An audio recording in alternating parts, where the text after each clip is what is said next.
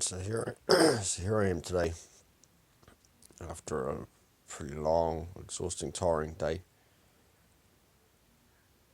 trying to figure out my next step of do I go to the police, lawyer, blood piss test, all the things probably should be doing. But in the middle of it, I've still got my neck out there on this anti-1080 aerial drop. You know, they targeted me yesterday with dumping 1080, not once but twice on my head, two separate choppers. The security guy was trying to see where I was in the block for probably a good hour before the first chopper came and dumped it behind me, and I thought, shit, that's such a skinny piece of bush, 100 metres max from the road to where I was, and then it's riverbed, and the length of that stretch was probably about a k, maybe a k long, and I was at the widest point on flat land with traps, bait stations there. The security man says I was fine to go and stand there, take photos, protest, as long as I didn't cross the river onto the drop zone. That's where I'd get trespassed. But he took it upon himself to try and suss me out, see where I was. I was up a tree. He didn't say it to make myself clearly visible. A good vantage point to take some photos and get the good video from across the river is up high in the tree. So after all attempts failed to find me and see me, it was like he radioed through, and then the first chopper come through over my head, and I could hear them hitting in behind me. I started swearing and going on. So I left it at that. It says, I guarantee I'm going to find pellets on my way back. So I sat there for a bit more because I really wanted some more footage of the red rescue helicopter, and which I did. And then the second big chopper, as I was walking back to the truck, because I was pretty cold by then, snow was only 200 feet above me, get halfway back and hear the big chopper, so I looked up and here he is above me, and bang, hear that spreader open up, and right on top of me, pellets fucking flying everywhere. I found a few. It took me a little bit to adjust to get my bearings, because how do you feel when something like this has happened? So eventually I found two or three, then it became 4 or 5, and then it became, hey, get out of here. So I seen 20 or 30 or more pellets. I took footage of about 3, I think it was. The one that hit me and a couple more. One right at the road there, fucking right on the road edge. The tourists, there was hundreds of them going through yesterday. The, when the big chopper, when I looked up, I was hit with the pellets and the dust storm, and I didn't feel great. My face was itchy and eyes, but so after I got out of there and got to the truck, got back to the security guys and had a bit of a say at them. I wanted to speak to their head man. I said to them, look, I can't stop touching my face. I need to figure out what I needed to do. So I had some study books in the back of my truck, and I proceeded to study on our native species that they were attacking, to stop me from touching my face. So after that, it was probably a good hour and a half before this guy and half a dozen guys come up behind me.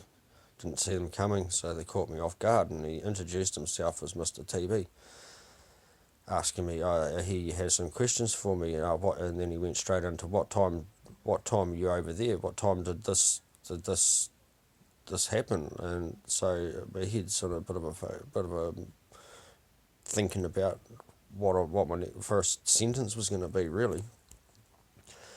So my first sentence was trying to get the time of when the 1080 was dropped on my head, and average time I said around 2:30. It was an unconfirmed time, but there around. My question back to him was, that thin strip of flat land between the river and the road was classed as a buffer zone. Security said to me that it was a safe zone where I could go and stand and do whatever I need to do as long as it's a peaceful process, and you just dumped 1080 on my head, and what are you going to say about that? And no comment, no comment, no comment, no comment. When I said to him that it's a poison, and he hesitated and wouldn't class it as a poison, even though it's called 1080 poison, he wouldn't class it as a poison. He says it's 99.9% safe to humans. So I said, there's 0.9% doubt. Would you eat it? And he goes, look mate, if I ate it, which I would, I'd lose my job. That was his answer to that.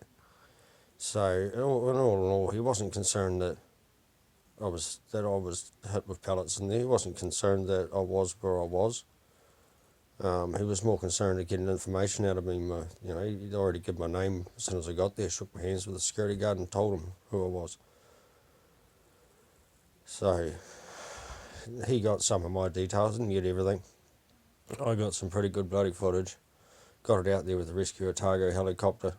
I probably made myself pretty crook. My wife and a few others are pretty concerned about me being out there alone and taking on board what I took on. Hopefully it's all for the greater cause. I'm not 100% ban 1080, but I'm 100% ban aerial 1080.